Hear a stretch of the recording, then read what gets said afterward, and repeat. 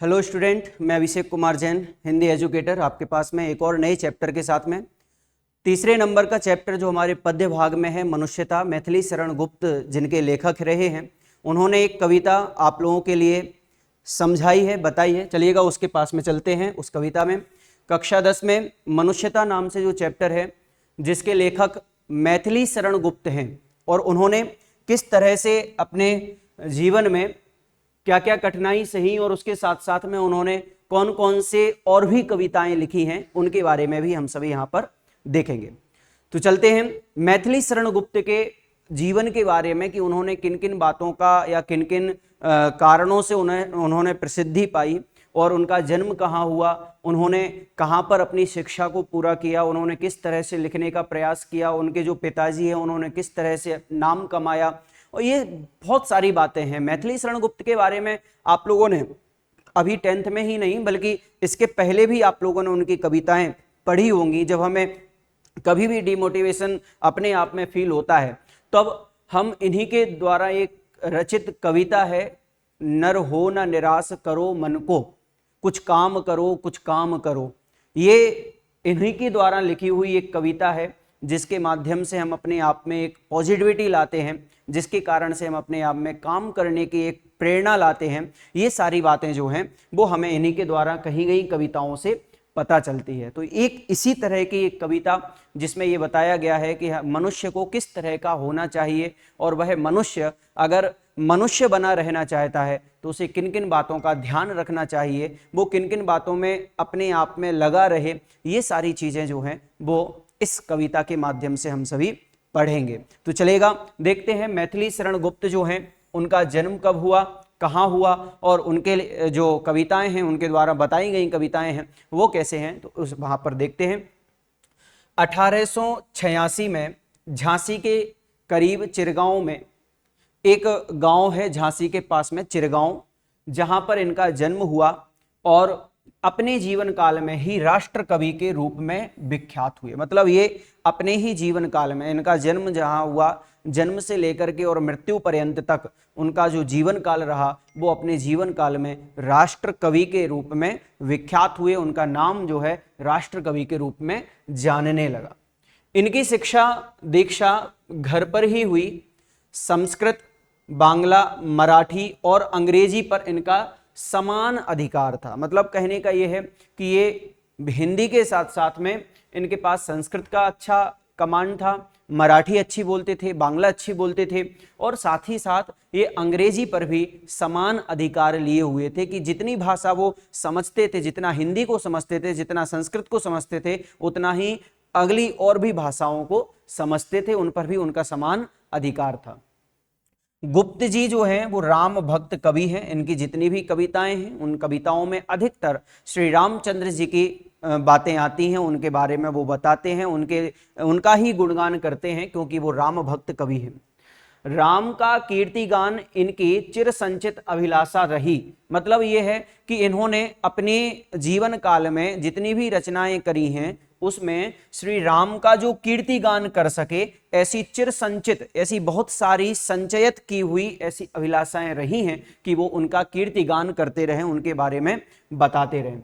इन्होंने भारतीय जीवन को समग्रता में समझने और प्रस्तुत करने का भी प्रयास किया है। मतलब यह है कि मैथिली शरण गुप्त जो है, उन्होंने भारतीय जीवन की समग्रता, मतलब भारतीय जीवन में क्या क्या हो रहा है, कहाँ की क्या संस्कृति है, कहाँ की क्या सभ्यता है, उसको समझने के साथ साथ उसको प्रस्तुत करने का भी एक उन्होंने जिम्मा उठाया है, या कहा जा सकता है कि उसको प्रस्तुत करने, उसको समाज तक पहुंचाने का भी एक कार्य जो है उन्होंने किया है। गुप्त जी की कविता की भाषा विशुद्ध खड़ी बोली है। विशुद्ध खड़ी बोली का मतलब है जिन भाषा को हम बिल्कुल अत्यंत अच्छे तरीके से समझते हैं, या कह सकते हैं कि बिल्कुल खड़ी बोली, जैसे जो हम बातचीत की भाषा होती है वो खड़ी बोली कहलाती है। भाषा पर संस्कृत का प्रभाव है। काव्य की कथा वस्तु भारतीय इतिहास के ऐसे अंशों से ली गई है जो भारत के अतीत का स्वर्ण चित्र पाठक के सामने उपस्थित करते हैं। देखो, बहुत अच्छी बात इन्होंने इसमें बताई है कि उनका जो लिखने का तरीका है या वो लिखते क्या है, वो टॉपिक क्या रहता है, तो वो चीज उन्होंने बहुत अच्छी तरह से समझाते हुए इसमें बताया कि काव्य की कथा वस्तु, कथा वस्तु का मतलब होता है कि जो यहां पर टॉपिक दिया गया है या जो भी कविता वो लिख रहे हैं, उस कविता का जो शीर्षक के साथ में उसमें बताया गया पूरा का पूरा प्रेजेंटेशन जो है, उनका जो भी उसके बारे में वो बताना चाहते हैं, वो कथा वस्तु जो है उसे भारतीय इतिहास, यानी वो ऐसे अंशों से लेकर के आते थे, वो भारत के इतिहासों में से खोज करके लाते थे और उनको भारत के अतीत का स्वर्ण चित्र, यानी वो ऐसा लगता था जब उनको पढ़ते हैं, मैथिली शरण गुप्त को जब हम पढ़ते हैं तो मानो ऐसा लगता है कि भारत का अतीत जो है, भारत में जो ऐसा हो चुका है उसका एक स्वर्ण चित्र है, वो हमारे सामने उतर करके आता था। गुप्त जी की प्रमुख कृतियां हैं साकेत, यशोधरा, जयद्रथ बध, जयद्रथ बध। इस तरह से गुप्त जी के पिता सेठ रामचरण दास भी कवि थे और इनके छोटे भाई सिया राम शरण गुप्त भी जो हैं प्रसिद्ध कवि हुए। मैं कहना चाहूंगा, ध्यान रखना, जब भी किसी कवि का परिचय आप लोगों को लिखने को आ जाए, हालांकि कोर्स बी में परिचय तो लिखने नहीं आता, लेकिन उनके अकॉर्डिंग उन्होंने किस सोच के साथ में कविताएं लिखी हैं, उनका जो प्राचीन या कहें कि उनके बारे में या कहें कि उनकी फैमिली बैकग्राउंड क्या रहा होगा, उनका पृष्ठभूमि क्या रही होगी, वो सारी चीज़ें भी इसमें देखी जाती हैं। तो मैं इसमें बताऊं कि उनके जो पिता हैं सेठ रामचरण दास, वो भी कवि थे और इनके जो छोटे भाई हैं सियाराम शरण गुप्त, वो भी क्या थे, प्रसिद्ध कवि हुए हैं। मतलब इनकी फैमिली में इनके पिताजी ये और इनके छोटे भाई जो हैं कवि ही रहे और उन्होंने बहुत प्रसिद्ध कविताएं लिखी हैं जिससे कि वो विश्व प्रसिद्ध भी हुए हैं। अब यहां पर यह बताना बहुत जरूरी है कि इस पाठ में हम पढ़ने वाले क्या हैं। मान लीजिए अगर हम किसी पाठ को पढ़ते हैं तो उसके पाठ को पढ़ने के लिए हमें वो सारी चीजें भी पता होनी चाहिए कि जो हम आगे पढ़ना चाहते हैं। तो यही एक उपक्रम इसमें दिया गया कि जब हम एक पाठ में प्रवेश करते हैं, किसी पाठ को पढ़ते हैं, तो उसमें पाठ में को पढ़ते समय हमें किन बातों का ध्यान रखना है, हमें कहें कि उस पाठ में आगे क्या क्या आएगा, तो वो है कि प्रकृति के अन्य प्राणियों की तुलना में मनुष्य में चेतना शक्ति की प्रबलता होती ही है। मतलब उनकी प्रस्तावना इस तरह से कही गई है कि मनुष्य एक ऐसा प्राणी है जिसकी चेतना शक्ति जो है वो बहुत प्रबल होती है अन्य प्राणियों से लेकर के, तो वह मनुष्य की सबसे ज्यादा अधिकता बताई है। वह अपने ही नहीं औरों के हिताहित का भी ख्याल रखने में, औरों के लिए भी कुछ कर सकने में समर्थ होता है। पशु चरागाह में जाते हैं, अपने अपने हिस्से का चर आते हैं, पर मनुष्य ऐसा नहीं करता। वह जो कमाता है, जो भी कुछ उत्पादित करता है, वह औरों के लिए भी करता है, औरों के सहयोग से करता है।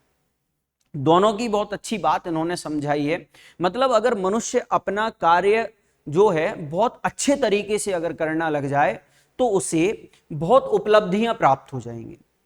इन्होंने एक उदाहरण भी दिया यहां पर, पशुओं के साथ में उन्होंने मनुष्य के लिए बताया दोनों में अंतर क्या होता है। अब हमें इससे ये समझना है कि जो पशु है वो चरागाह में जाते, चरागाह यानी होता है कि जो उनकी कहें कि जहां पर उनके लिए भोजन रखा जाता है चरने के लिए, तो वो अपने अपने हिस्से का चर के आ जाते हैं। उनको कोई मतलब नहीं रहता है, उनको अपना पेट भरने से मतलब होता है, वो अपना चर के और वापस आ जाते हैं। लेकिन मनुष्य जो है वो ऐसा नहीं करता है, वो स्वयं के लिए नहीं, वो खुद कमाता है, दूसरों के सहयोग से कमाता है।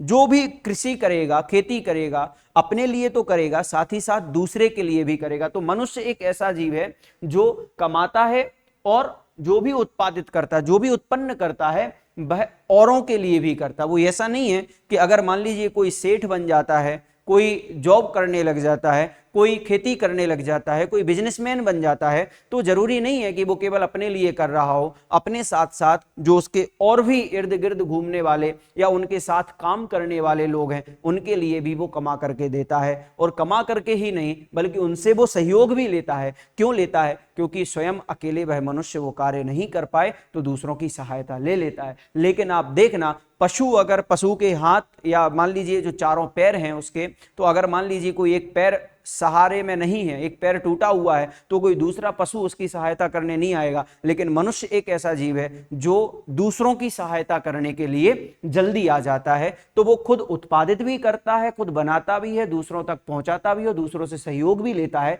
वही एक केवल मनुष्य होता है।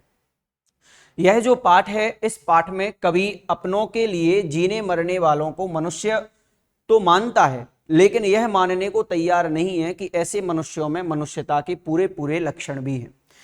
मतलब कवि मैथिली शरण गुप्त जो हैं वो केवल मनुष्य को मनुष्य नहीं मानना चाहते, वो मनुष्य को ऐसा मनुष्य मानना चाहते हैं कि उसमें अच्छाई और बुराई का कोई एक नजरिया है या नहीं है, वो जीवन यापन कर रहा है किस तरीके से कर रहा है, उसका दृष्टिकोण क्या है, वो किस नजरिए से अपने जीवन को जी रहा है, ये सारी चीजें भी उसमें होना बहुत जरूरी है। तभी वो मनुष्यता वाले गुण अगर उसमें होते हैं तभी वो उस मनुष्य को मनुष्य मानते। नहीं तो मनुष्य तो सभी हैं, अपने हिस्से का भोजन करते हैं, अपना काम करते हैं, लेकिन वह मनुष्य श्रेष्ठ होता है जिस मनुष्य के मरने के बाद में भी उसका नाम गौरवशाली नामों में लिया जाता है।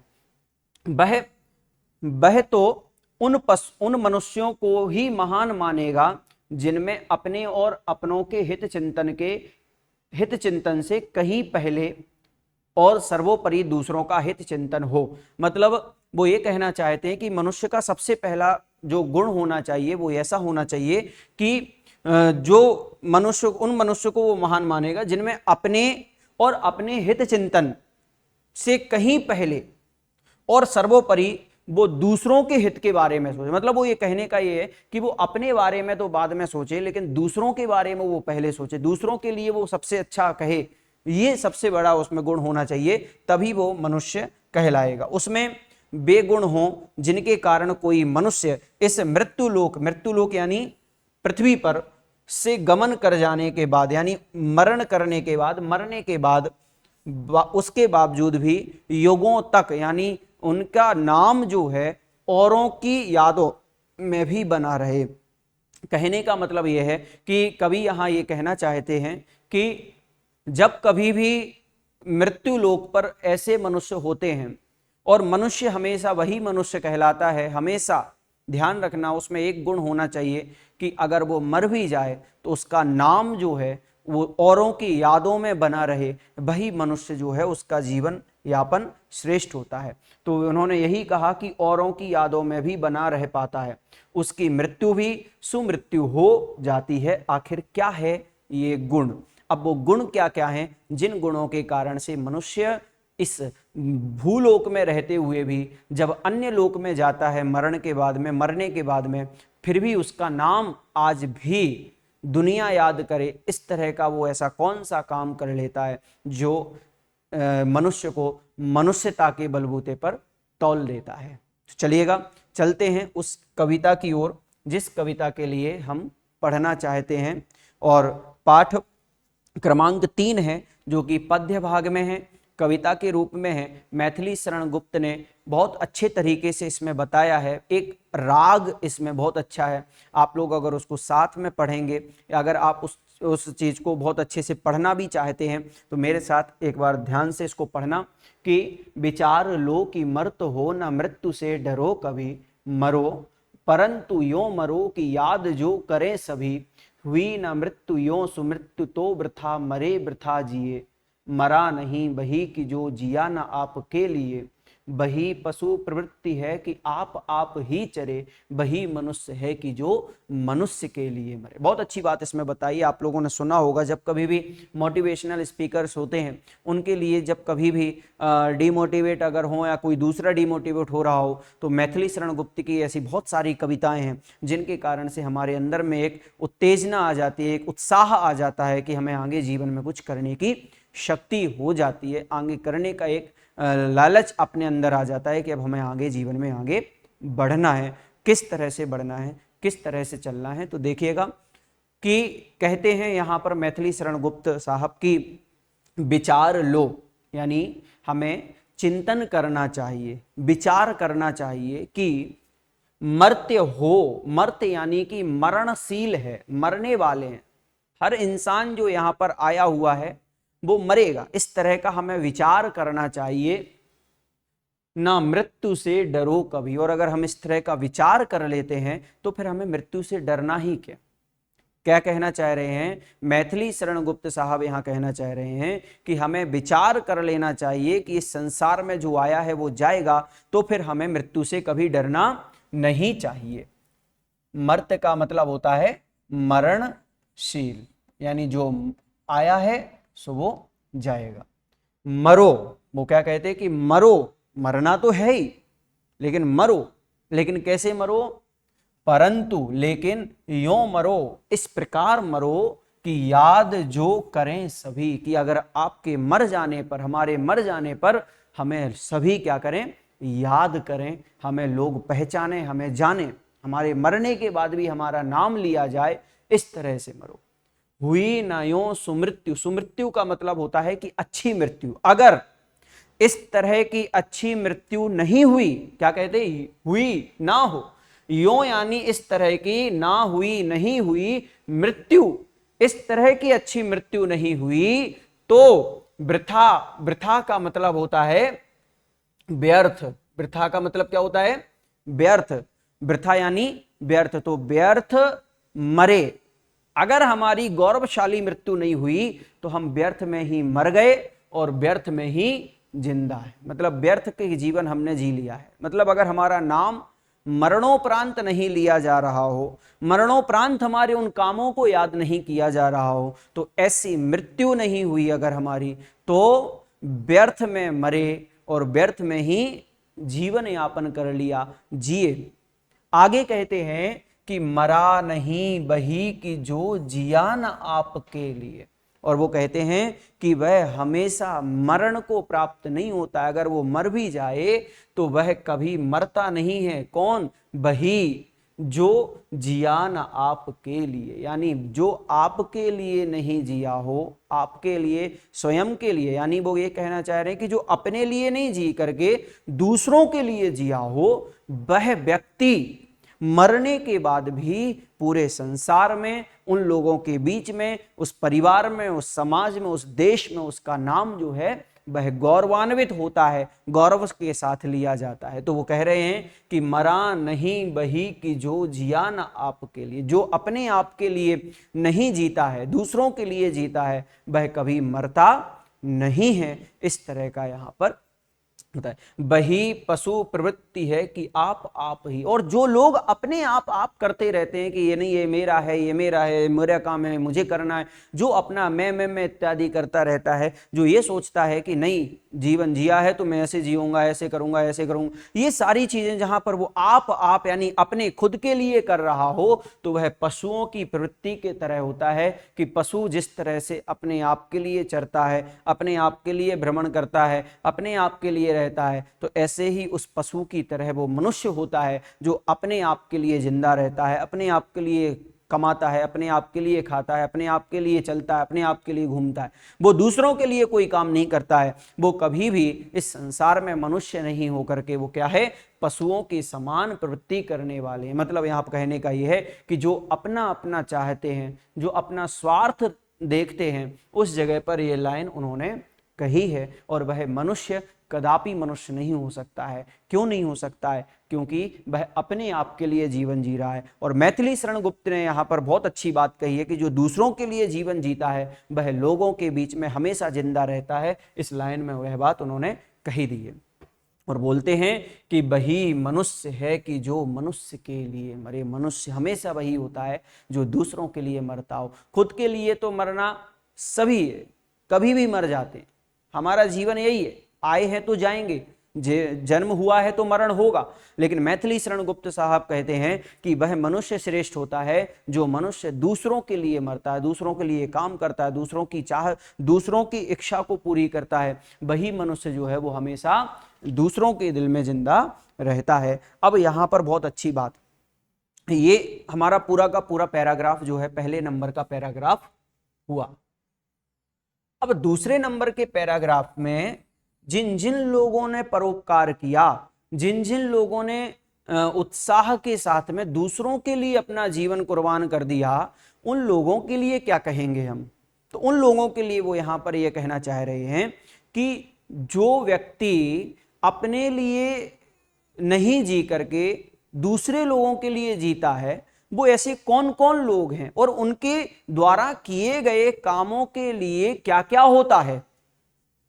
समझना मेरी बात को, वो क्या कहना चाह रहे हैं कि जिन जिन लोगों ने परोपकार किया, अब प्रश्न होना चाहिए हमारे अंदर कि भाई सर आपने हमसे बोल दिया कि हमें दूसरों के लिए जीना चाहिए, दूसरों के लिए मरना चाहिए, लेकिन दूसरों के लिए इतना सब कुछ करने से हमारे लिए क्या होगा, हमारा उसमें क्या लाभ है, हमारा क्या प्रॉफिट है।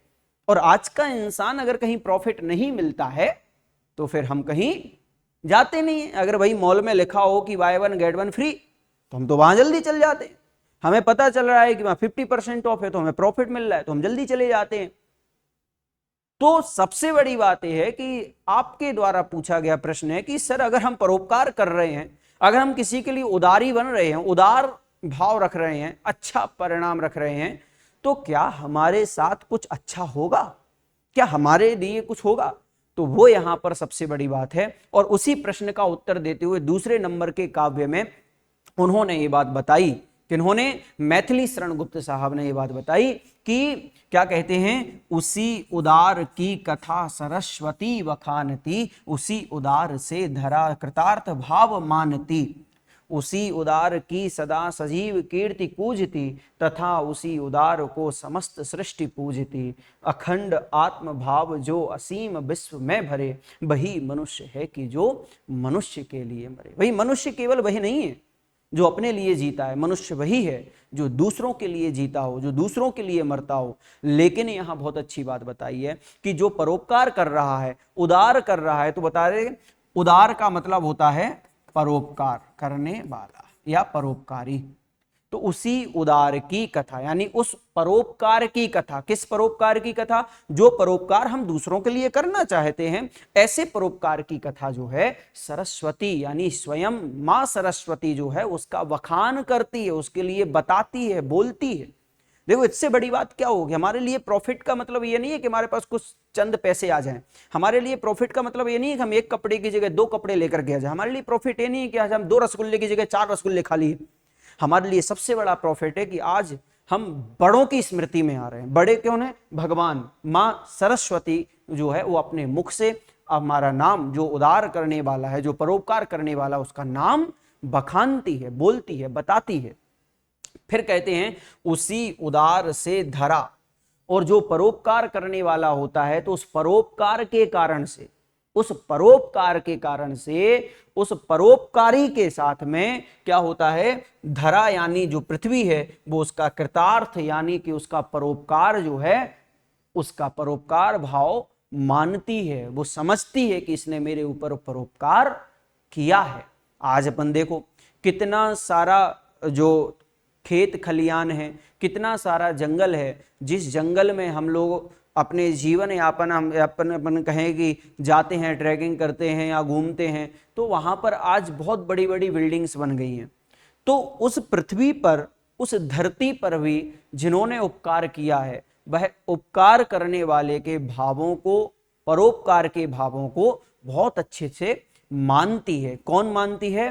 धरा। यानी अब देखो बहुत अच्छी बात है कि परोपकार करने वाले के लिए तो सरस्वती भी उसकी कहानी को बताती है, सब तक पहुंचाती है। परोपकार करने वाले की पृथ्वी भी कृतार्थ होती है, उसको परोपकारी मानती है, और कहते हैं कि उसी उदार की सदा, यानी जो उदार करने वाला, वो परोपकार है, उस परोपकार के लिए हमेशा, सदा यानी हमेशा, सजीव कीर्ति सजीव कीर्ति कूजती, कूजती का मतलब है गूंजना, पूरे विश्व में, संसार में। सजीव कीर्ति का मतलब होता है अगर वो मर भी जाए तो वो जिंदा दिल रहता है, मतलब सभी के दिलों में जिंदा रहता है। इस तरह से यहां पर बताया गया है कि उसी उदार, उसी परोपकार की हमेशा सजीव कीर्ति, यानी उसको हमेशा ऐसा माना जाता है कि वो आज भी हमारे पास में विद्यमान है, आज भी हमारे पास में है।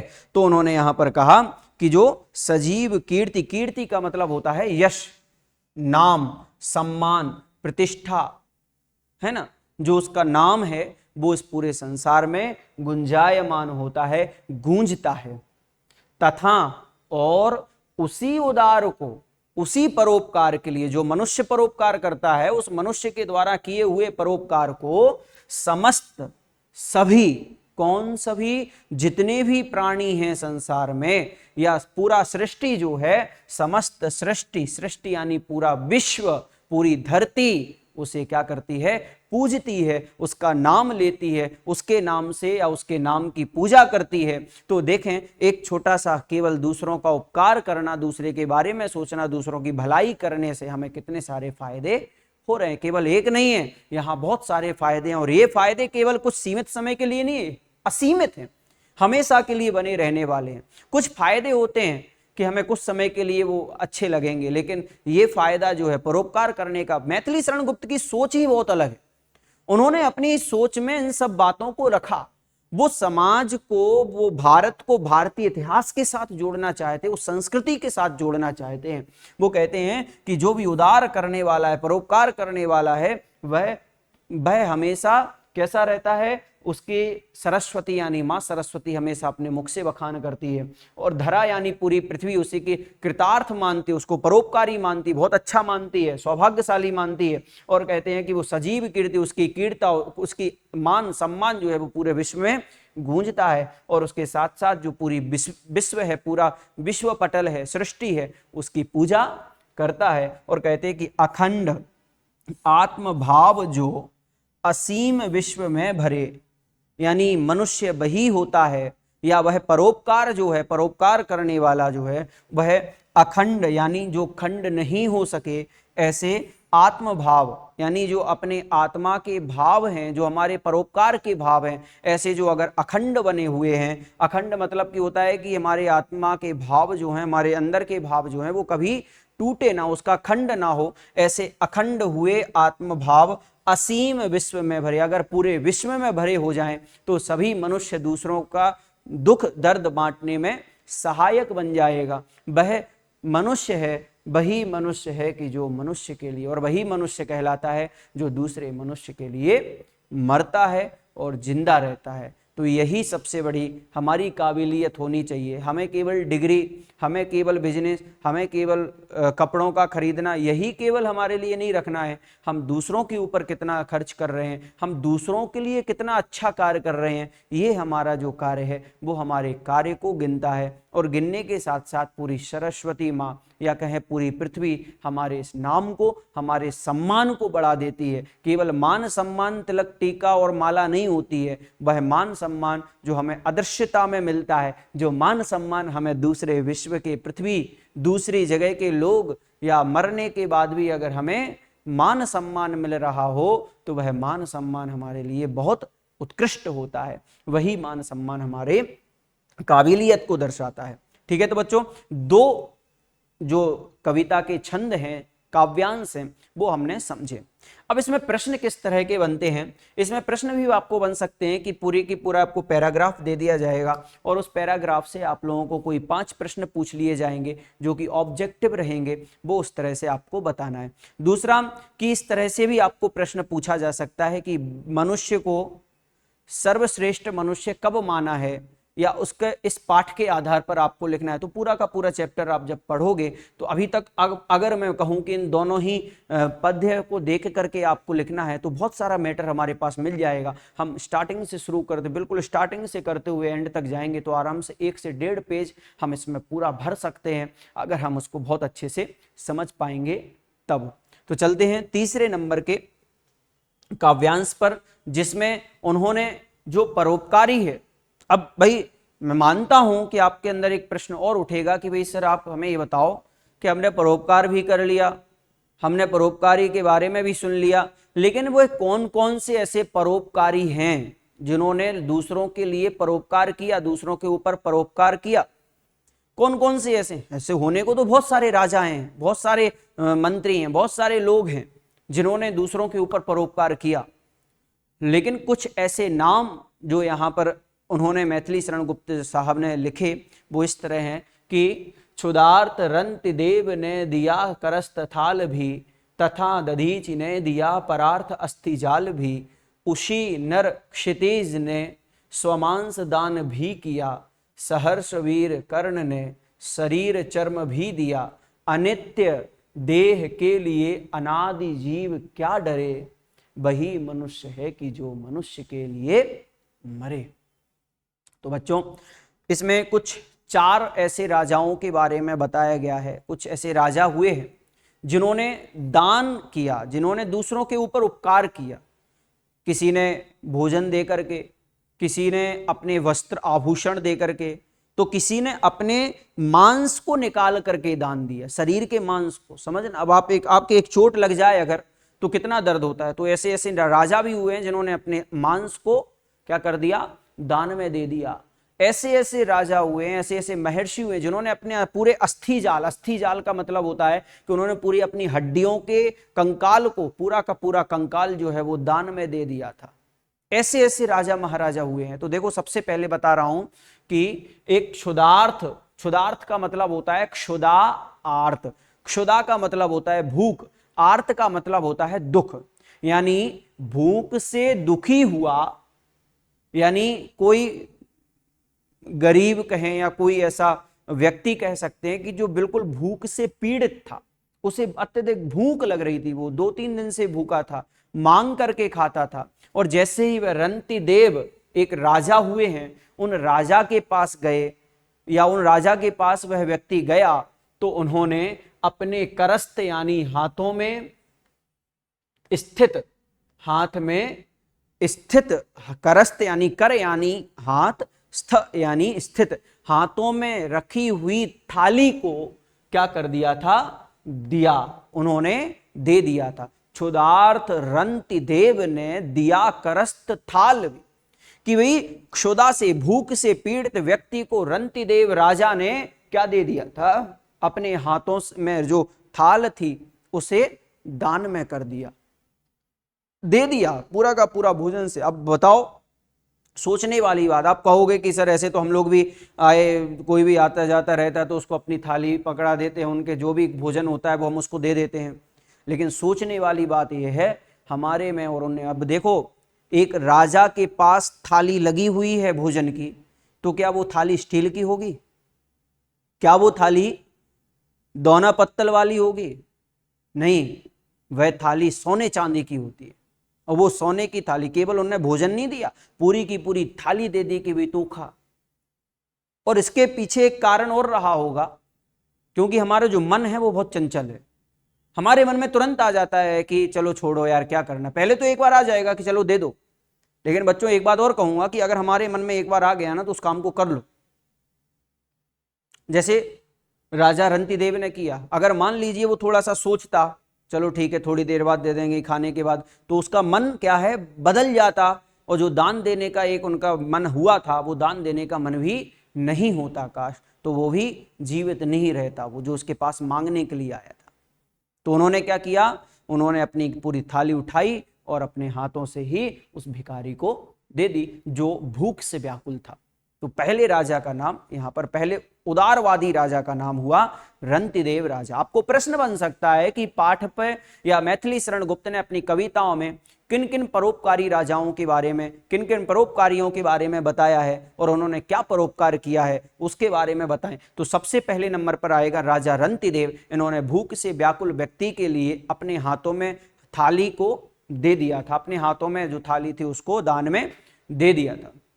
तथा और दधीचि, एक महर्षि दधीचि हुए हैं। आप लोग देखना कभी कभी महर्षि दधीचि का नाम जो है वो आप लोगों को चिकित्सालयों में बहुत ज्यादा सुनने को मिला, क्योंकि ये बहुत अच्छे योग प्रणेता थे। इन्होंने योग बहुत अच्छा किया और ये अपने योग से अच्छे अच्छे योगियों को भी हरा देते थे। तो इनका एक ऐसा योग रहा, एक प्राणायाम करते थे और उसके साथ साथ में इनके द्वारा परार्थ यानी दूसरों के लिए अस्थि यानी हड्डियों के जाल को भी इन्होंने क्या कर दिया था, दे दिया था महर्षि दाधीच ने। मैं कथा बताता हूं कि एक बार जब असुर और राक्षसों के बीच में जब युद्ध हुआ तो असुर जो हैं, या कहें कि जो देवता जो हैं, असुर और राक्षस तो एक तरह के ही हैं, तो जो देवता हैं, देवता और असुरों के बीच में हुआ था, सॉरी, देवता और असुर के बीच में हुआ था। तो देवताओं के पास जो है कुछ ऐसे अस्त्र शस्त्र नहीं थे जिनके कारण से वो लड़ाई ज्यादा कर सके, और राक्षस बहुत बढ़ गए थे, असुर बहुत बढ़ गए थे। तो महर्षि दधीच ने अपने योग बल के द्वारा उन्होंने ऐसी तपस्या की और उन्होंने उन देवताओं के लिए कहा था कि मेरा जो हड्डी है, क्योंकि उस समय जो कहा जाता था कि उस समय के जो अस्त्र शस्त्र थे, वो अस्त्र शस्त्र चाहे वो तलवार, कुल्हाड़ी, गदा, जो भी हो, सारी चीजें जो हैं वो हड्डियों से बनती थी, तभी वो मजबूत रहती थी। और महर्षि दाधीच ने भी परार्थ यानी उन देवताओं की जीत के लिए क्या कर दिया था, अपने अस्थियों का जाल कर, अपने अस्थियों के कंकाल को भी दान में दे दिया था। इस तरह का यहां पर बताया गया है। और कहते हैं कि उशी नर क्षितिज, क्षितिज का मतलब होता है राजा, तो एक राजा उशीनर हुए हैं, ठीक है, दो आगे ना, एक महर्षि दाधीच और रंतिदेव। अब तीसरा नाम आया है उशीनर राजा। तो उशीनर राजा जो है, उस राजा ने अपने मांस को, अपने जो मांस है उस मांस को भी क्या कर दिया था, दान में दे दिया था। एक जो कहें कि एक देव था जिसे उशीनर राजा के ऊपर थोड़ा डाउट था, क्योंकि एक देवताओं में ऐसी बातें थी कि भाई उशीनर राजा जो है वो बहुत दानवीर है, उससे जो भी मांगो वो मिल जाता था। तो वहां पर वो गया, एक राजा ने, एक देवता ने रूप धारण किया एक कबूतर का, कौवे का। तो वो कौवे का जैसे ही जा रहा था, पीछा कर रहा था, तो पीछा करते करते उस राजा के पास पहुंचा और राजा ने देखा कि ये सिर्फ इसलिए पीछा कर रहा है कि इसे कबूतर खाना है। और उसने ये ऐलान कर दिया कि जितना इसका वजन होगा कबूतर का, उतने वजन के अकॉर्डिंग ही मैं अपने मांस को दे दूंगा ताकि इस कबूतर की जान बच जाए। तो अपने मांस को भी दान दिया था। और कहा जाता है कि जब वो मांस निकाल रहे थे कबूतर का, क्योंकि वो कबूतर तो था ही नहीं, वो तो कबूतर के वेश में एक देवता का शरीर था, तो वो तो वजन भी था, और वजनी होने के कारण से वह थोड़े से मांस में तो हुआ नहीं, वो अपने मांस निकालते जा रहे, अपने शरीर का मांस निकालते जा रहे। लेकिन ऐसे ऐसे करते करते उन दोनों देवताओं ने अपना असली रूप प्रकट किया, और असली रूप में आने के बाद उन राजा के लिए आशीर्वाद देते हुए उनके शरीर को सही किया, और उसके साथ साथ में उनकी जो दान की प्रशंसा हुई वो पूरे विश्व में फैली। इसी तरह वो दूसरों के ऊपर उपकार करते रहे। तो उशीनर राजा जो है उन्होंने भी अपने मांस का दान कर दिया था। इसलिए अब हमें यहाँ पर ये जरूरी नहीं है कि हमें पूरी कहानी आप लोग पूरे उसमें कॉपी में लिख करके आओ, ये जरूरी नहीं है। आपको सिर्फ इतना लिखना है कि मैथिली शरण गुप्त ने उन दानवीरों के बारे में भी ऐसा कहा है जिन्होंने दान दिया है। जैसे कि रंतिदेव राजा ने भूख से व्याकुल व्यक्ति को अपने हाथों में लगी थाली को भी दे दिया था, भूख से व्याकुल। महर्षि दाधीच ने असुरों की विनाश के लिए, देवताओं की सहायता के लिए उन्होंने अपने अस्थि यानी शरीर की हड्डियों को भी दान में दे दिया था। और एक उशीनर राजा थे जिन्होंने अपने मांस को भी दान में दे दिया था, और कहा कि सहर्ष यानी आनंद से सहित, हंसी खुशी, वीर कर्ण, आपने राजा कर्ण जो है, दानवीर कर्ण का नाम तो सुना ही होगा कि उन्होंने अपने कवच को भी दान में दे दिया था। वो इतने दानी थे दानवीर कर्ण कि उनका एक विशेषण लग जाने लग गया था, दानवीर। दानवीर मतलब कर्ण का नाम आ जाता था। तो वो कर्ण ने भी अपने शरीर चर्म भी दे दिया था। मतलब जब उसके पास कोई कवच मांगने के लिए आया कि मुझे आपके कवच चाहिए, तो उसने जब जैसे ही अपने कवच को निकाला तो उसके साथ शरीर की जो चमड़ी है वो भी निकल करके उसके लिए दान में दे दी थी। शरीर चर्म यानी कि शरीर की चमड़ी को भी दे दिया था अनित्य देह के लिए। अब वो पूरी बात को जो है वो इसमें बताना चाह रहे हैं कि जब प्राणी जो है दान देने की भावना कैसे रखता है, दूसरों के लिए परोपकार कैसे करता है, तो कहा कि अनित्य देह यानी यह जो देह है, यह शरीर है, वो अनित्य है, हमेशा रहने वाला नहीं है। आज है कल नहीं होगा, आज बहुत अच्छे से हैं, कल बीमार हो जाएंगे, कल बीमार के बाद में परसों मर जाएंगे। ये अनित्य है, मिट्टी में मिल जाने वाला है। इस अनित्य देह के लिए, इस अनित्य देह के लिए जो हमारा जीव है, जो हमारे अंदर जो विद्यमान जीव है, आत्मा है, वो तो अनादि है। तो क्या उस आत्मा, अनादिकालीन आत्मा जो हमारे शरीर में है, और इस शरीर के लिए वो क्या डरे, क्यों डरे? अर्थात उसे डरना नहीं चाहिए, वो दान देते चला जाए, क्योंकि आत्मा की तो कभी मृत्यु होती नहीं है, वो तो नित्य बना रहता है। लेकिन ये शरीर जो है वो अनित्य होता है, उसकी मृत्यु होती है। इसीलिए कहा कि वही मनुष्य है कि जो मनुष्य के लिए मरे। मनुष्य वही होता है जो मनुष्य के लिए मरता है। ठीक है, तो यहां तक आप लोगों को यह बताया गया। अब चौथे नंबर के दोहे या चौथे नंबर के काव्यांश में जो है वो अब इस बात से बताना चाहेंगे कि सहानुभूति, देखो मेरे साथ पढ़ते जाओ, आप अपनी बुक में भी देखते जाओ। सहानुभूति चाहिए महाविभूति है यही, वशीकृता सदैव है बनी हुई स्वयं मही, विरुद्धवाद बुद्ध का दया प्रवाह में वहा, विनीत लोक वर्ग क्या न सामने झुका रहा, अह वही उदार है परोपकार जो करे, वही मनुष्य है कि जो मनुष्य के लिए मरे। तो यहाँ पर राष्ट्र कवि मैथिली शरण गुप्त जो है वो इस बात से कहना चाहते हैं, इस काव्यांश में ये कहना चाहते हैं कि सहानुभूति और परोपकार की जो भावना रखता है वो हमेशा श्रेष्ठ होता है, श्रेष्ठ गुण वाला होता है। और उन्होंने इस बात पर भी ज्यादा गौर दिया। कवि इसी गुण के लिए कहते हैं जो सहानुभूति नाम का गुण है। देखो सहानुभूति का मतलब क्या होता है? सहानुभूति का मतलब होता है सांत्वना देना, दिलासा देना। और अगर ये सहानुभूति नाम का एक गुण हमारे अंदर आ जाएगा ना, यही सबसे अच्छा गुण होता है, यही सर्वोत्तम गुण है। कि अगर मान लो हमारे पास एक बिस्किट है और हम एक बिस्किट में अगर हमारी भूख मिट सकती है तो हम दूसरे बिस्किट के ऊपर ध्यान नहीं दें। कहने का उदाहरण दे रहा हूं मैं, उदाहरण को समझना। तो सहानुभूति अगर हमारे अंदर आ गई तो यही सर्वोत्तम गुण है, बहुत अच्छा गुण है। और यही सहानुभूति जो है वो एक महाविभूति है। महाविभूति का मतलब है कि वही एक महान संपदा है। हमारे पास रुपए पैसे हो ये जरूरी नहीं है, हमारे पास इतने घर हो ये जरूरी नहीं है, हमारे पास इतनी कार हो ये जरूरी नहीं है, लेकिन सहानुभूति नाम की संपत्ति अगर हो गई ना तो वो बहुत जरूरी है। तो वो कहते हैं कि मनुष्य के अंदर सहानुभूति नाम की महाविभूति होनी चाहिए, जो क्या होती है? वशीकृता सदैव है बनी हुई स्वयं मही। जो सहानुभूति को धारण कर लेता है, जिसके पास सहानुभूति आ जाती है, उसके वशीकृत, सदैव यानी हमेशा ही, हमेशा से ही उसके बस में रहते हैं। कौन? स्वयं मही। मही यानी वह पृथ्वी भी उसके बस में रहती है, पृथ्वी भी उसका ही काम करती है।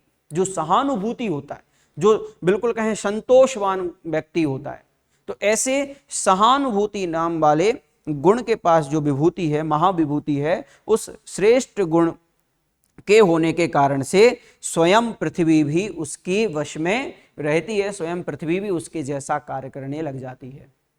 और कहते हैं कि विरुद्धवाद बुद्ध का दया प्रवाह में बहा, विनीत लोक वर्ग क्या न सामने झुका रहा।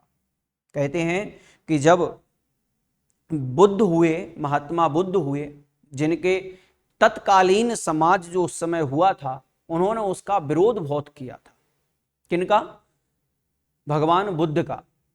किसने किया था? जो उस समय की समाज थी, उन्होंने उस समय उनको दुत्कारा था, भला बुरा कहा था। आप लोग देखते होंगे टीवी पर सीरियल आते हैं, महात्मा बुद्ध के ऊपर भी बना हुआ एक टीवी सीरियल है, उसको भी देखना। उसमें देखा होगा कि बहुत सारे लोगों ने उनको दुत्कारा है, उनके लिए भला बुरा कहा है कि भाई ये ऐसे हैं, वो वैसे हैं।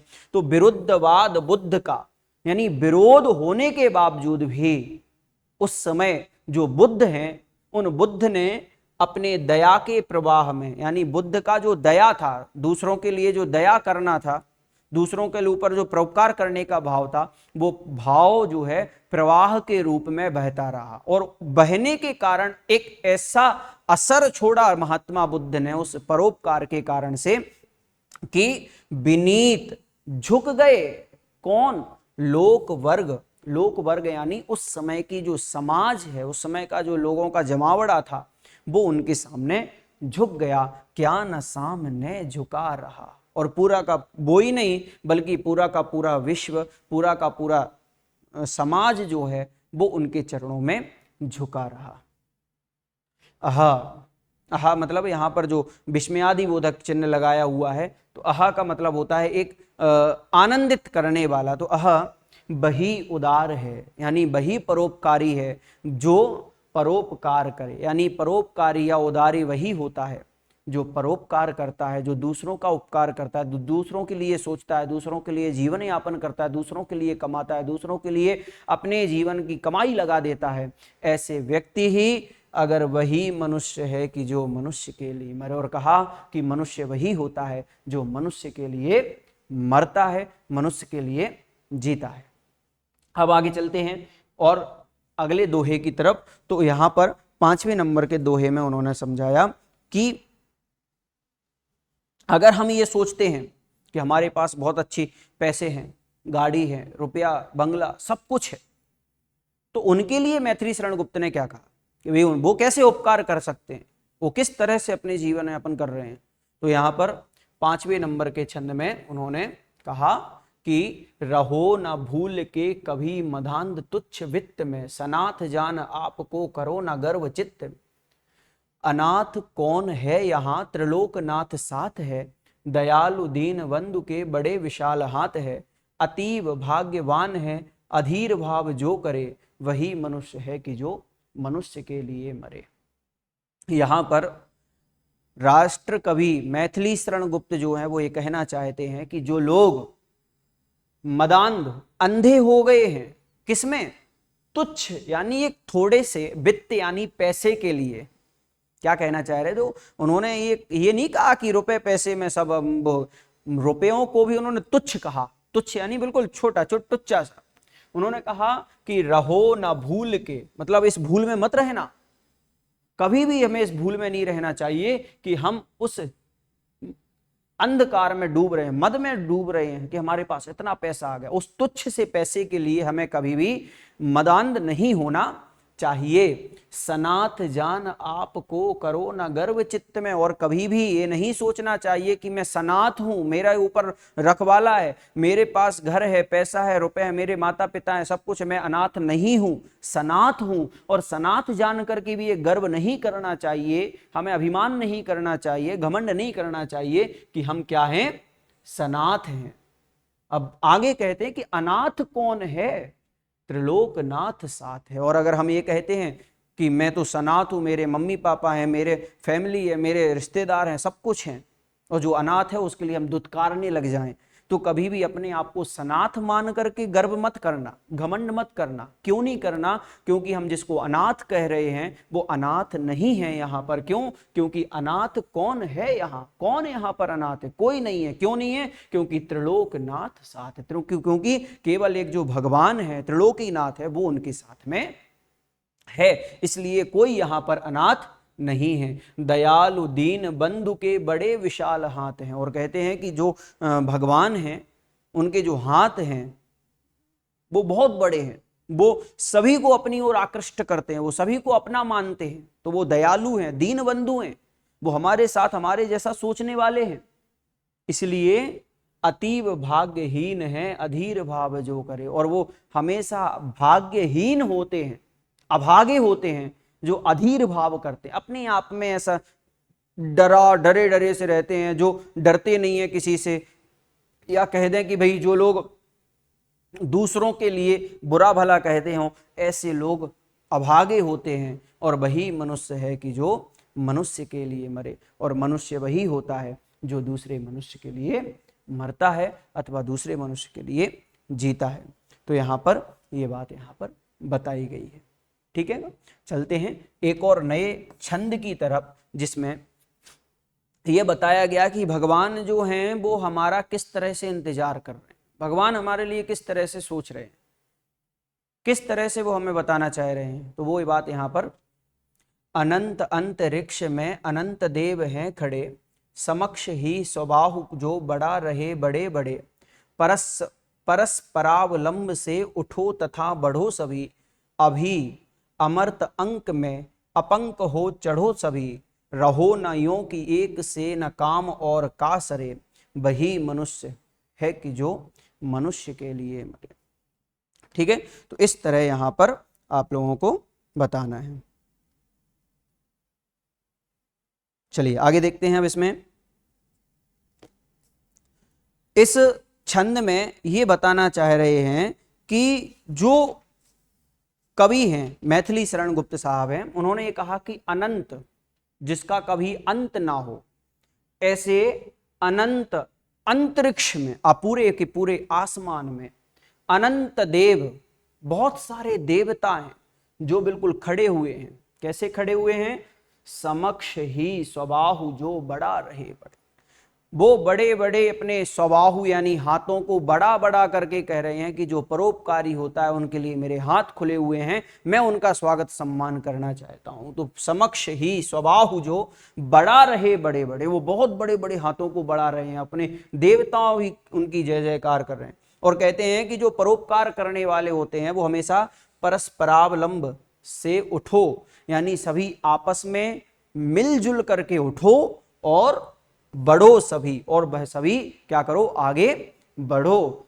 अभी अमर्त अंक में अपंक हो चढ़ो सभी। अमर्त का मतलब होता है अंक, अमर्त अंक मतलब क्या होता है? देवताओं की गोद। अमर्त अंक यानी देवताओं की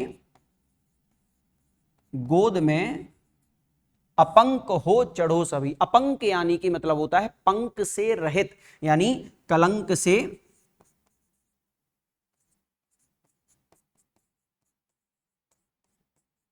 रहित। तो कहा, अब वो ये कहना चाह रहे हैं कि आपस में एक दूसरे का स्वागत, आपस में एक दूसरे का सम्मान करते हुए उठो, आपस में एक दूसरे के साथ हाथ में हाथ मिला करके चलो और आगे बढ़ो। और अभी अमर्त अंक में देवताओं की गोद में कलंक से रहित होकर के चढ़ो सभी। सभी क्या करो? अमर्त अंक में अपंक होकर के चढ़ो। मतलब ऐसा नहीं हो कि किसी के ऊपर कोई कलंक चढ़ा हो, किसी ने मर्डर किया हो, किसी के ऊपर कोई, मतलब कहने का मतलब है तो कि भाई कोई कलंक से सहित ना हो, कलंक से रहित होकर के भगवान के पास जाए, ये कहने का यहां अभिप्राय है। रहो न यों कि एक से न काम और का सर्व। इस तरह से भी कभी नहीं रहना चाहिए कि एक से ना काम और दूसरे का सर्व, मतलब दूसरे का काम ना हो सके। वो ये कहना चाह रहे हैं कि इन्हीं गुणों के माध्यम से वो ये कहना चाह रहे हैं कि निष्कलंक जीवन व्यतीत करते हुए मरणशील संसार में निष्कलंक होना बहुत अच्छा है। मतलब निष्कलंक बने रहो, कलंक से रहित बने रहो। और कहना चाहते हैं यहां पर कि रहो एक दूसरे के कल्याणार्थ कर्मरत करते रहो। मतलब वो एक दूसरे का, आपस में एक दूसरे का कल्याण करते रहो, एक दूसरे के बारे में सोचते रहो। और कहा कि वही मनुष्य है कि जो मनुष्य के लिए मरे। और कहते हैं कि मनुष्य वही होता है जो मनुष्य के लिए मरता है और मनुष्य के लिए ही जीता है। आगे चलते हैं। 7th नंबर और 8th नंबर की जो कारिका है, काव्यांश है, पद्य है, इसमें यह बताया गया है कि मनुष्य को किस तरह का रहना चाहिए। वो कहते कि परस्परावलंब तो हो गया, देवताओं के पास भी चला गया, निष्कलंक होकर के भी चला गया, अमरत्व भी, अमर भी हो गया, लेकिन वो ये कहते हैं कि मनुष्य को किस तरह से रहना चाहिए। मनुष्य के लिए रहना चाहिए, मनुष्य मात्र बंधु है। बंधु का मतलब होता है मित्र, जो हमारे परिवार जन के होते हैं ना बंधु, आपस के। अब लोग बंधु जो हैं, जैसे कहते हैं, मनुष्य जो है मात्र बंधु है, अपना है। यही बड़ा विवेक है और यही संसार में सबसे बढ़िया और अच्छा विवेक है, बड़ा विवेक है। मैनर्स है कि हम लोगों को एक अपना मान रहे हैं, बंधु मान रहे हैं, मित्र मान रहे हैं, दोस्त मान रहे हैं, ये हमारा सबसे बड़ा विवेक है। पुराण पुरुष स्वयं भू पिता प्रसिद्ध एक हैं। और जो पुराण पुरुष है, जो मतलब कहें कि भगवान जो है स्वयंभू है, वही हमारा क्या है? प्रसिद्ध एक पिता है जो हमारे पूरे संसार को चलाने वाला है। फलानुसार कर्म के अवश्य बाह्य भेद हैं। वो ये कहना चाह रहे हैं कि हमारे संसार में एक ही पिता है जो पूरे संसार को चलाता है, हम सबका पिता एक है, लेकिन कर्म के फल के अनुसार, अपने अपने कर्मों के कारण से अब यहाँ पर थोड़ा सा उन्होंने भगवत गीता का भी उन्होंने थोड़ा सा संकेत दे करके मैथिली शरण गुप्त साहब ने समझाया है कि भले ही हम अपने आप को ये मानते हैं कि हमारा पूरा विश्व जो है वो चलाने वाला कोई और है, हमारे विश्व में जो कर्ता धर्ता है वो अलग है, हमारा पिता एक है, वो हमारा भगवान है, लेकिन उन्होंने यहाँ पर अपने ये भी कहा कि हम जो यहाँ पर रह रहे हैं, आप पढ़ रहे हैं, मैं पढ़ा रहा हूँ, सामने कमा रहा है, वो बिजनेस कर रहा है, मतलब ये क्या है, ये इसलिए कहा है कि फलानुसार कर्म के, यानी अपने अपने कर्म के फल के अनुसार जो है वह अपने अवश्य बाह्य भेद, बाहरी भेद हैं, ये सब क्या है, बाहरी भेद हैं। भाई मैं अलग हूं, तुम अलग हो, लेकिन हमारे अंदर जो जीवात्मा है वो एक है। ये बात यहां पर बताना चाह रहे हैं कि तो जो वो अलग अलग क्यों हैं, वो अलग अलग इसलिए हैं क्योंकि फलानुसार कर्म, यानी एक ऐसा कर्म है, उस कर्म के फल के अनुसार जो है वो अवश्य क्या हुए, बाह्य भेद हैं, अलग अलग भेद हैं जो हमें बाहरी में दिखाई दे रहे हैं, परंतु लेकिन अंतरैक यानी अंदर से तो हम सभी क्या हैं, प्रमाणभूत वेद हैं, यानी प्रमाणिक एक आत्मा है। ठीक है, ये भगवत गीता में कहा गया है और इस तरह से वेद पुराणों में भी कहा गया है, इस तरह से और भी अनेक धार्मिक ग्रंथों में भी कहा गया है कि यहाँ जो आत्मा है वो एक होती है, चाहे हमारी हो या आपकी हो या किसी की भी आत्मा हो, वो एक है। लेकिन जो हमारे बाहरी भेद दिखाई दे रहे हैं कि भाई ये छोटा है, ये बड़ा है, ये बिजनेसमैन है, ये गरीब है, ये टीचर है या स्टूडेंट, ये जो बाहरी भेद हमें दिखाई दे रहा है ये हमारे कर्म के फल के अनुसार दिखाई दे रहा है। और कहते हैं कि अनर्थ है कि बंधु ही न बंधु की व्यथा हरे, और ये तो व्यर्थ है, अनर्थ है। क्या अनर्थ है कि बंधु यानी एक मित्र न बंधु की, दूसरे मित्र की व्यथा, यानी व्यथा का मतलब होता है दुख, पीड़ा को न हरे, दूर ना करे। मतलब वो कहना ये चाह रहे हैं कि एक मित्र अगर दूसरे मित्र की पीड़ा को नहीं हरता है तो ये बहुत बड़ा अनर्थ है। और कहा कि वही मनुष्य है कि जो मनुष्य के लिए मरे, मतलब कि मनुष्य वही होता है जो मनुष्य के लिए मरे अथवा मनुष्य के लिए ही जीवित रहे, अपना जीवन यापन करे। तो यहाँ पर इस तरह का भी काव्यांश कहा।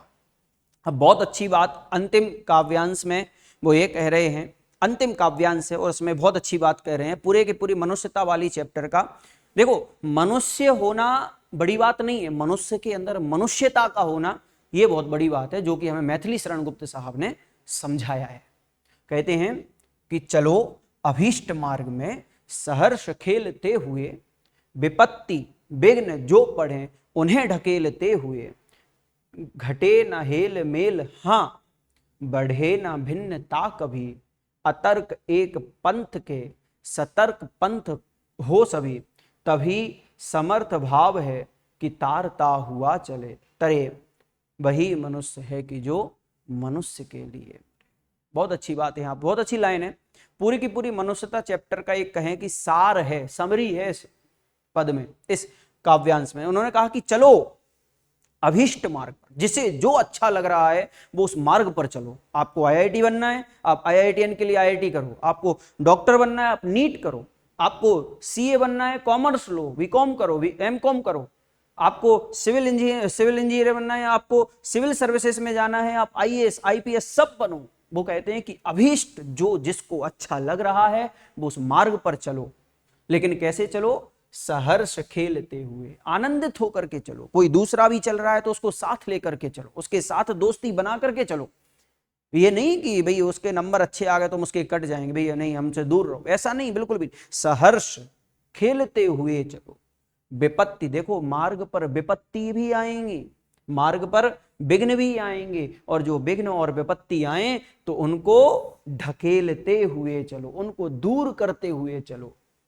घटे न हेल मेल, और कभी भी उस मार्ग पर जो हेल मेल है, आपस का जो भाईचारा है, वो कभी भी घटना नहीं चाहिए, और ना भिन्नता कभी बढ़े, और कभी भी दोनों में भिन्नता नहीं होनी चाहिए। जो आपके साथ पढ़ाई कर रहा है, आपके साथ आगे चल रहा है, खेल रहा है, आपके सुख दुख में साथी हो रहा है, तो उसको साथ लेकर के चलना, उससे भिन्नता कभी मत होना, उससे दूर कभी भी नहीं होना। अतर्क एक पंथ के सतर्क पंथ हो सभी। और कहना चाहते हैं यहां पर कि जो मित्र है वह मेल जोल के साथ में चलता हुआ आपस की भिन्नता में वृद्धि ना हो। और कहते हैं कि मनुष्य वर्ग जाति जितने भी अतर्क हैं, अतर्क जो हैं, जितने भी जाति वर्ग या जो भी हम संप्रदाय लगाते हैं, धर्म लगाते हैं, जो भी हैं, उन सब से दूर होते हुए एक मनुष्य के रूप में जो है सतर्क पंथ हो, सभी एक पंथ पर, एक राह पर चलते हुए, चाहे वो कोई भी हो, हमारे साथ किसी भी जाति का हो, किसी भी संप्रदाय का हो, किसी भी नगर का हो, किसी भी स्टेट का हो, किसी भी राज्य का हो, किसी भी देश का हो, हम सब एक साथ चलते हुए भाईचारे के साथ में आगे बढ़ें और सतर्क बन करके चलें। तभी क्या होगा, समर्थ भाव है कि तारता हुआ चले, तभी हमारे अंदर एक साहस आएगा, समर्थ भाव आएगा कि हम तारते हुए तर रहे हैं, मतलब हम दूसरों को तो अपने साथ लेकर के चल रहे हैं और स्वयं भी अपने आप को तार रहे हैं, उत्तीर्ण कर रहे हैं, पास कर रहे हैं।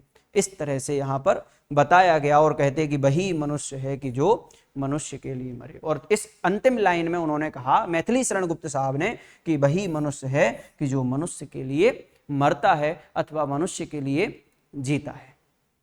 ठीक है, तो इस कविता में मैथिली शरण गुप्त साहब ने बहुत अच्छा संदेश हम सभी के बीच में दिया है। तो बच्चों, आप लोग ध्यान रखना, जब भी आप इन कविताओं को पढ़ो, इन कविताओं को पढ़ना ही केवल हमारा एक उद्देश्य नहीं होना चाहिए, परीक्षा में पास होना उद्देश्य नहीं हो, परीक्षा में पास भी होना है। और इन कविताओं के माध्यम से अपने अंदर ये सोचना है कि भी हम कहाँ हैं अभी और हमें किस पथ पर जाना है। अगर हम उस पथ तक चले गए तो इन कविताओं को पढ़ना हमारा सार्थक हो जाएगा, क्योंकि हमने पढ़ना तो बहुत सीखा लेकिन गुनना कम, इसलिए गुनो ज़्यादा, पढ़ो उतना जितना हम अपने अंदर विकसित कर सकें। तो चलते हैं इस चैप्टर के प्रश्नोत्तर की तरफ, जो हमारे प्रश्नोत्तर हैं।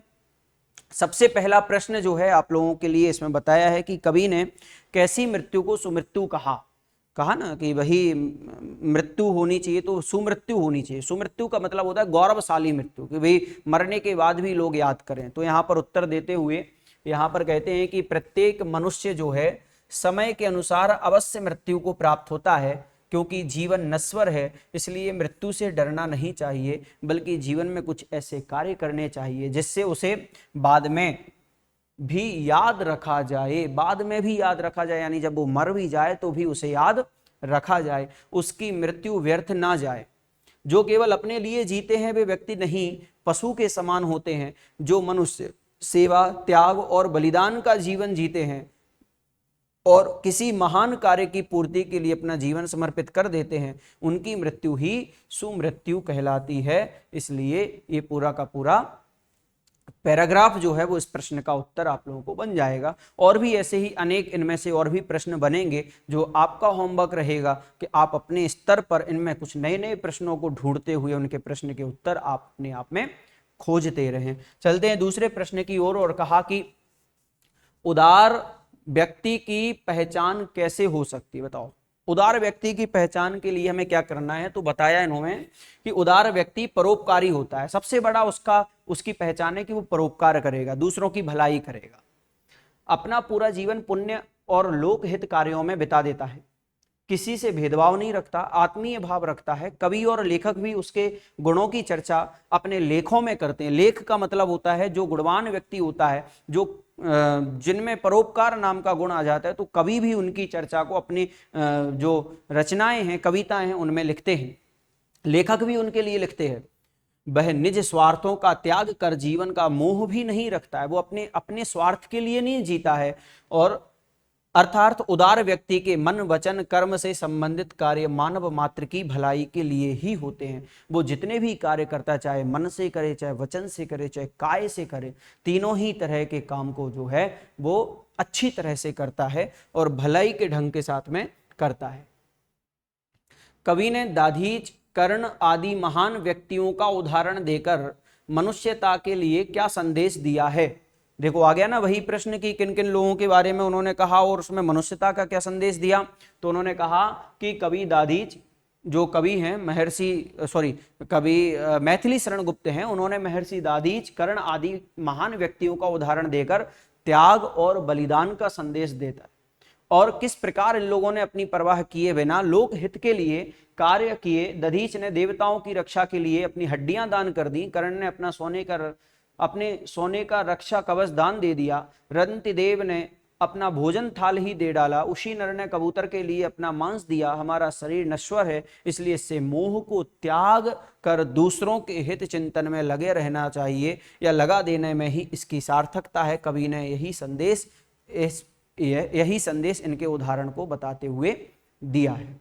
ठीक है, तो इस तरह से आपको यह प्रश्न आपके आ सकता है। आगे एक बहुत अच्छा प्रश्न है कि कवि ने किन पंक्तियों में यह व्यक्त किया है कि हमें गर्व रहित जीवन व्यतीत करना चाहिए, कि भाई हमें गर्व यानी कि घमंड, हमें घमंड नहीं करना चाहिए। ऐसी कौन सी पंक्ति है जहां पर हमें घमंड नहीं करना चाहिए और किसके प्रति घमंड नहीं करना चाहिए? तो उन्होंने कहा कि रहो न भूल के कभी मदांध तुच्छ वित्त में, सनाथ जान आपको करो न गर्भ चित्त में। अनाथ कौन है यहाँ त्रिलोकनाथ साथ है, दयालु दीन बंधु के बड़े विशाल हाथ है।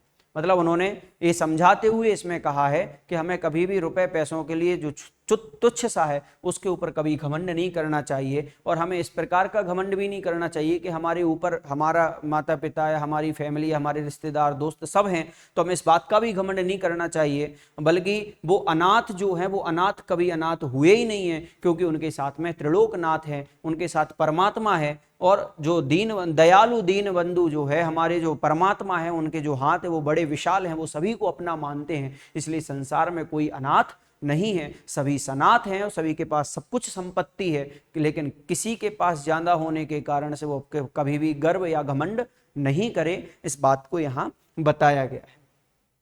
आगे प्रश्न है कि मनुष्य मात्र बंधु है, इस पंक्ति से आप क्या समझते हैं, स्पष्ट कीजिए। तो उत्तर में बताया कि इस कथन का अर्थ है कि संसार के सभी मनुष्य आपस में भाई भाई हैं। बंधु का मतलब मैंने बताया ना भाई, मित्र, तो कहा ना मित्र, दोस्त को भी हम कभी कभी और भाई कैसा है, मित्र दोस्त के लिए भी कह देते हैं भाई। तो इस कथन के अर्थ के अनुसार संसार के जो सभी मनुष्य हैं वो क्या हैं, आपस में भाई भाई हैं।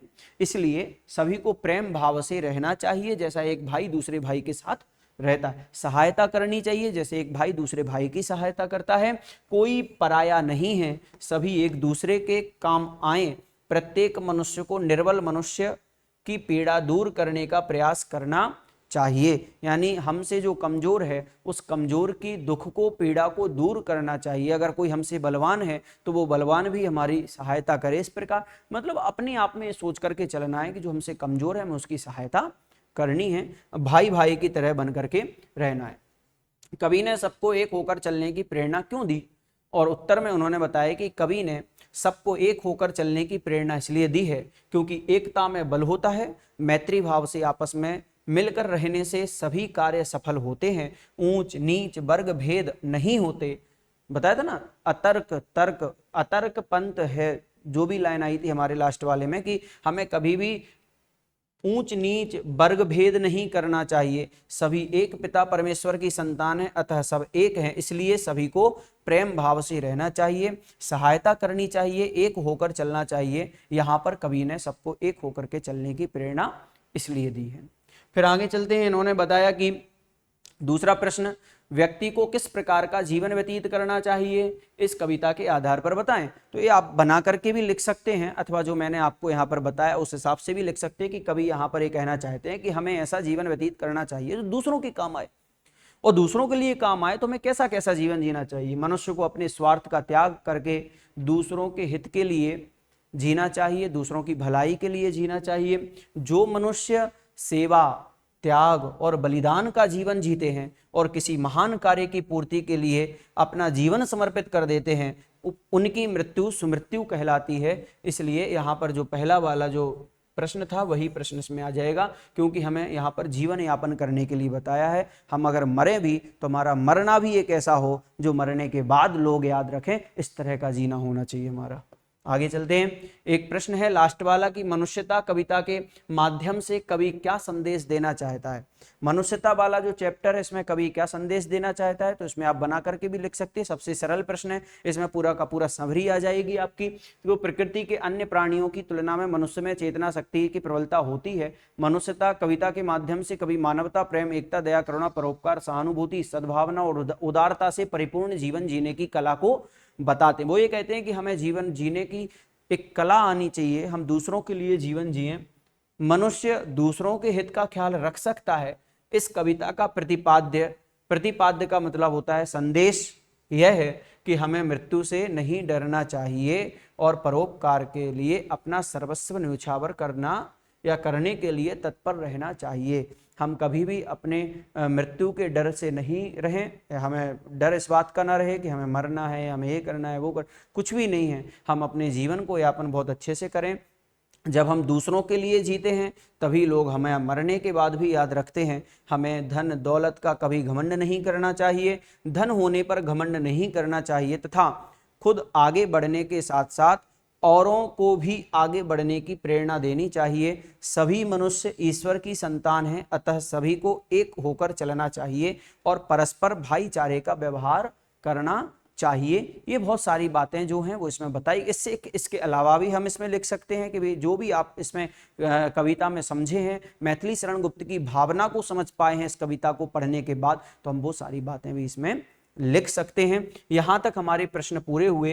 अब कुछ प्रश्न इस तरह से भी आप लोगों को आ सकते हैं कि कोई 2-4 लाइन आपको दे दी जाएंगी और उन 2-4 लाइनों में पूछा जाएगा कि इसका आशय स्पष्ट कीजिए, इसमें बताना क्या चाहता है कवि, तो आपको उनके उत्तर में लिखना है। जैसे कि यहाँ पर लाइन है, सहानुभूति चाहिए महाविभूति है यही, वशीकृता सदैव है बनी हुई स्वयं ही, विरुद्धवाद बुद्ध का दया प्रवाह में वह, विनीत लोक वर्ग क्या न सामने झुका रहा। ये 4 लाइनें आपको दे दी गई और इन चारों लाइनों का अर्थ पूछ लिया जाए तो आप किस तरह से लिखेंगे। तो मैंने आपको पहले भी बताया था कि आप कवि के नाम के साथ में इसका एक लाइन तो पूरी बना सकते हैं कि राष्ट्र कवि मैथिली शरण गुप्त इस पंक्ति में कहना चाहते हैं कि एक दूसरे के प्रति सहानुभूति की भावना को उभारा है।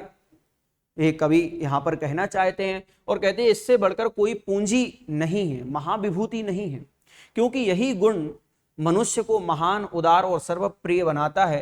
प्रेम, सहानुभूति, करुणा के भाव से मनुष्य जग को जीत सकता है। महात्मा बुद्ध के विचारों का भी विरोध हुआ था उस समय, कहा ना विरुद्धवाद बुद्ध का, यानी उस समय विरोध हुआ था महात्मा बुद्ध का, उनके विचारों का। लेकिन जब बुद्ध ने अपनी करुणा, प्रेम और दया का प्रवाह किया तो उनके सामने सब नतमस्तक हो गए, सब झुक गए। विनीत वर्ग लोक का, कि सभी लोग झुक गए। और संत महात्मा हमेशा अपनी विनम्रता से मनुष्य जाति का उपकार करते हैं। जो दूसरों का उपकार करता है वही सच्चा उदार मनुष्य है, वही सबसे बड़ा मनुष्य कहलाता है। ये यहाँ पर 4 लाइनों का अर्थ आपको इस तरह से बना करके लिखना है। दूसरा आपको एक और प्रश्न आया इसी तरह का, 3-4 लाइन आई कि रहो ना भूल के कभी मदांध तुच्छ में, सनाथ जान आपको करो न गर्व चित्त में, अनाथ कौन है यहाँ त्रिलोकनाथ साथ है, दयालु दीन बंधु के बड़े विशाल हाथ हैं। ये लाइनें आप लोगों को ऑलरेडी पहले एक प्रश्न में बता दी गई हैं कि आपको इस प्रश्न में भी ये लाइनें लिखनी थी। उन्हीं का अर्थ यहाँ पर पूछा है कि इन पंक्तियों में क्या भाव बताना चाह रहे हैं। यहाँ पर ये बताना चाह रहे हैं कि मनुष्य को कभी भी धन पर घमंड नहीं करना चाहिए। कुछ लोग धन प्राप्त होते ही उन पर इतराने लगते हैं, घमंड करने लगते हैं, स्वयं को सुरक्षित व सनाथ समझने लगते हैं। वो कहते हैं कि अब मैं सुरक्षित हूं, मेरे ऊपर अब धन आ गया तो मैं सनाथ हो गया हूं, अब मेरे किसी की आवश्यकता नहीं है। परंतु उन्हें सदा सोचना चाहिए कि इस दुनिया में कोई भी अनाथ नहीं है, सभी पर ईश्वर की कृपा दृष्टि है। ईश्वर सभी को सम्मान भाव या समान भाव से देखता है और सभी की सहायता करता है, हमें उस पर भरोसा करना चाहिए। इस तरह से यहाँ पर बताया गया है।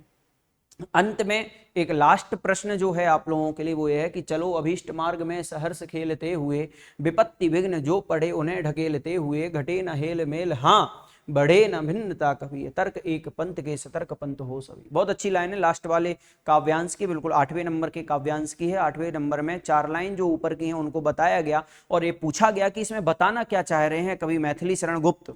तो यहाँ पर आप लोगों को लिखना है इन पंक्तियों में, या इन पंक्तियों का अर्थ इस तरह से बताते हैं मैथिली शरण गुप्त कि मनुष्य को अपने निर्धारित लक्ष्य की ओर बढ़ना चाहिए, बाधाओं कठिनाइयों को हंसते हुए ढकेलते हुए आगे बढ़ते रहना चाहिए, लेकिन आपसी मेल जोल कभी कम नहीं होना चाहिए, आपसी जो भाईचारा है वो कभी कम नहीं होना चाहिए, किसी को अलग ना समझें, सभी पंथ व संप्रदाय मिलकर सभी का हित करने की बात करें, बिना किसी तर्क के सतर्क होकर इस मार्ग पर चलना चाहिए, विश्व एकता के विचार को बनाए रखना चाहिए। इस तरह से यहाँ पर बताया गया है।